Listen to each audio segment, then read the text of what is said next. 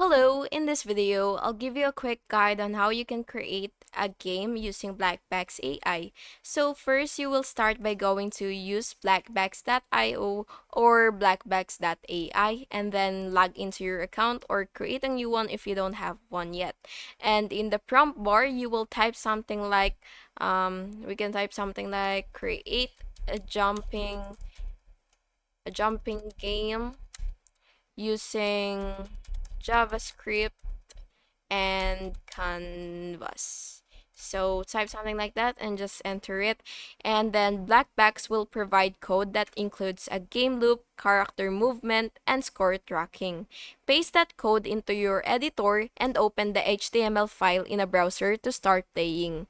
If anything feels off, like speed, graphics, or collision detection, you can describe the issue in another prompt and ask Blackbox to fix or improve it.